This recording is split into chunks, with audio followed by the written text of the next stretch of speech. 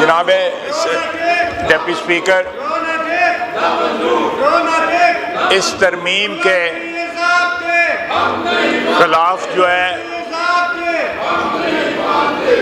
एहतजाज में दो जज साहिबान ने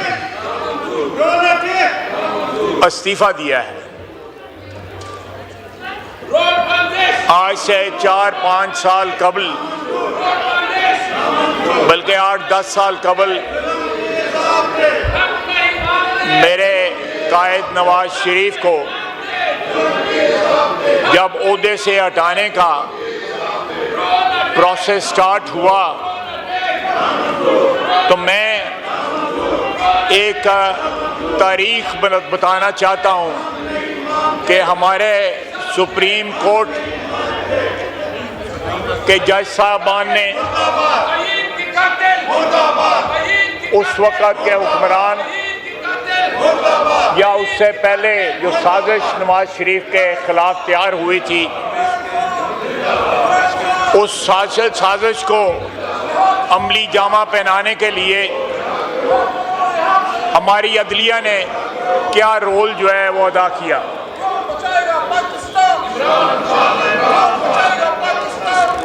ये सारा सिलसिला पनामा केस से स्टार्ट हुआ। उस वक़्त चीफ जस्टिस साकब निसार ने 2 बेंच तश्कील दिए, जिसने वज़ीर आज़म मियां नवाज शरीफ को नाअहल करार दिया। इस बेंच में जस्टिस आसिफ सईद खोसा, जस्टिस एजाज अफजल खान, जस्टिस गुलजार अहमद और जस्टिस एजाजुल हासिम शामिल थे। उसके बाद नवाज शरीफ की नाअहली के बाद एक और बेंच बनाया गया ताकि ये तय किया जाए कि उनकी नाअहली कितनी मुद्दत के लिए होगी। चीफ जस्टिस साकब निसार की सरबराही में justice Umar Ata Bandial, justice Ijazul Hasan, justice Sajjad Ali Shah पर मुश्तमिल बेंच ने फैसला दिया कि नाअहली ताहयात होगी। इसके बाद एक और बेंच बना जिसकी सरबराही भी चीफ जस्टिस साकब निसार ने की। उसमें जस्टिस बंदयाल और जस्टिस एजाजुल हसन शामिल थे।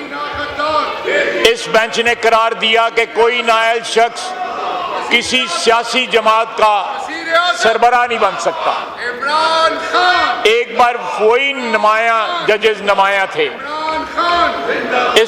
इसके बाद तकरीबन हर सियासी मुकदमे में वही चंद जजेस सामने आते रहे। इमरान खान की बनी गाला जायदाद से मुतल्लिक केस बेंच में chief justice Saqib Nisar, justice Bandial, justice Faisal Arab शामिल थे। डैम फंड के मामले में यही नाम नजर आए, यानी chief justice Saqib Nisar, justice Bandial, justice Ijazul Hasan और जस्टिस मुनीब अख्तर।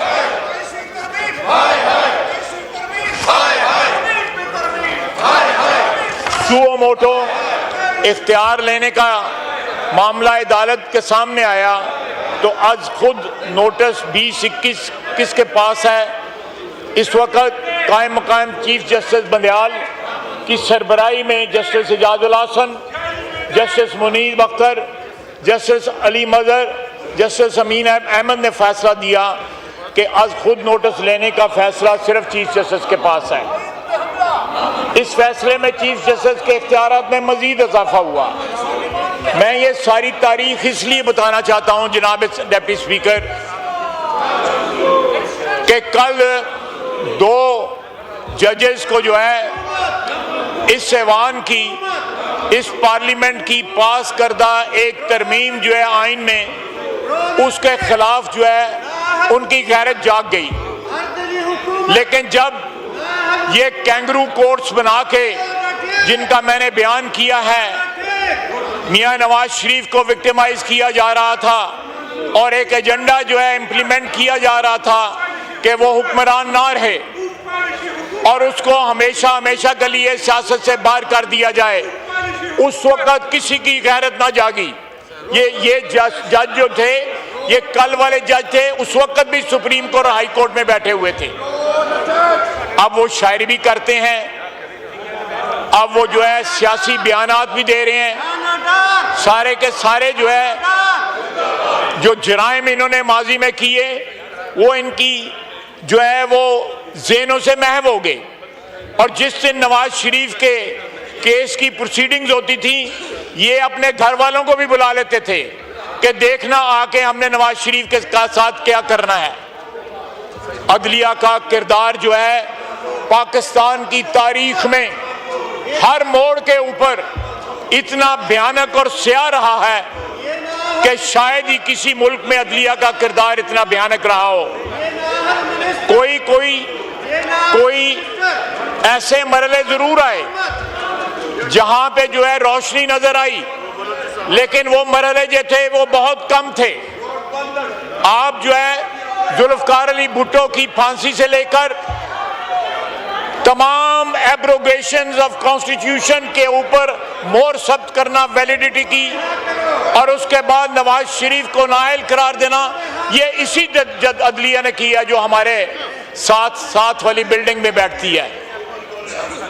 अगर आज अदलिया में इस पार्लियामेंट के दोनों ऐवानों ने एक तरमीम पास की है जिससे इसकी जो हैयत है आइन की वो दुरुस्त हुई है, एक रास्ते का तयन हुआ है, उस रास्ते के ऊपर चल के पाकिस्तान की आवाम को इंसाफ भी मिलेगा और आइनी जो इश्यूज जो हैं उनको भी सॉर्ट आउट जो है एक मुनसिफाना तरीके से किया जा सकेगा। मैं सिर्फ अतर मन्ना साहब के ऊपर रोशनी डालूंगा कि उनको जो जमहूरियत का या आइन की मोहब्बत का उबाल आया है, जनरल मुशर्रफ की कैबिनेट में वो सूबाई कैबिनेट में शामिल थे। उससे पहले उनके बुजुर्ग जो थे, उनकी वालदा साहबा, वो जनरल जिया साहब के वक्त जो है एक मार्शल लॉ के नीचे जो है वो बाकायदा जो है आप मजलिस शूरा और दूसरी जो हमारे जो गुनाह थे उनमें वो शामिल थी। लेकिन आज जो है इनका ज़मीर इसलिए जाग गया है कि इनकी जो इजारादारी है सुप्रीम कोर्ट पे, उस पर कदगन लगाई गई और आइन जो है उसकी बालादस्ती जो है उसको एस्टैब्लिश करने की इस ऐवान ने कोशिश की। जनाब डिप्टी स्पीकर,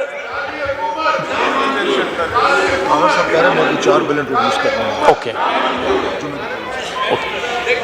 जनाब स्पीकर, जनाब डिप्टी स्पीकर, इस ऐवान की पावर जो आइन ने इसको दी हुई है ये सुप्रीम है, इसकी कोई इंक्रोचमेंट जो है बर्दाश्त नहीं की जाएगी।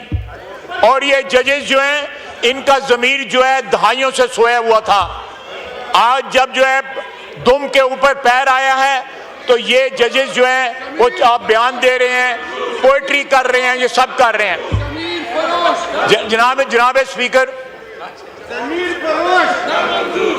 मैं ये अपना जारी रखें, मैं इन सब का माजी जानता हूं, मैं इन सब का माजी जानता हूं। इस ऐवान में आप भी उस ऐवान में बैठे हुए थे जब आधी रात को 52 कवानीन जो है पास किए गए, 52 कवानीन, और इस असेंबली को डिसॉल्व किया गया।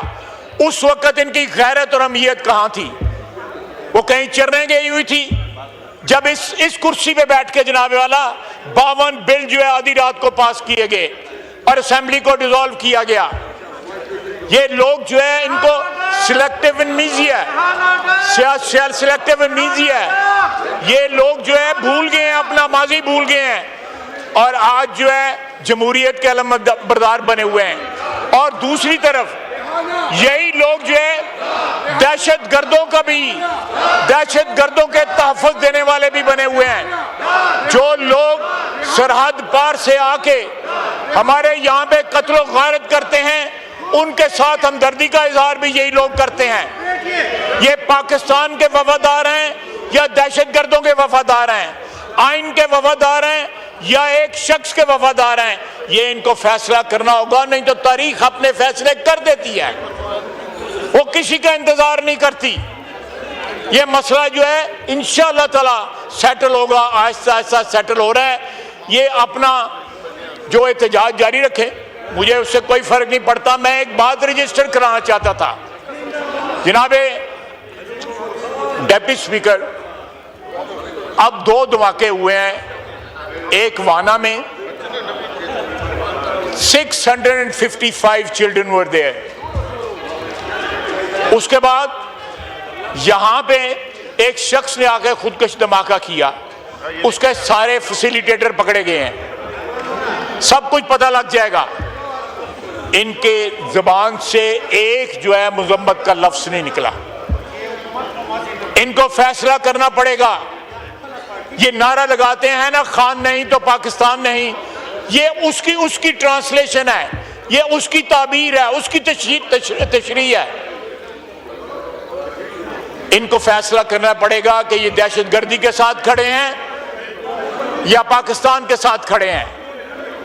इनके तमाम तर बयानात, इनका तमाम तर बिहेवियर, इनका तर्ज अमल इस बात की शहादत देता है कि ये पाकिस्तान के आइन के साथ नहीं खड़े, ये पाकिस्तान के अदारों को, जिनमें सबसे बड़ा अदारा है या पार्लियामेंट है, उसके साथ नहीं खड़े। ये अपने मफादात के साथ खड़े हैं। ये चाहते हैं कि चोरी और डकैती का वही बाजार गर्म हो जो इमरान खान की हुकूमत के दौरान यहाँ पे गर्म था।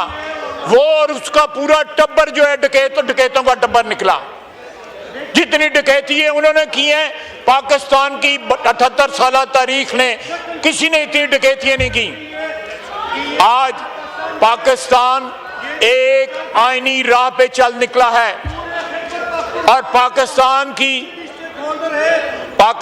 की अफवाज जिस तरह पाकिस्तान की सरहदों की, पाकिस्तान की फिजाओं की, पाकिस्तान के पानियों की हिफाजत कर रही हैं, वो एक नई तारीख रकम कर रही हैं। लेकिन ये लोग, ये किसके साथ खड़े हैं?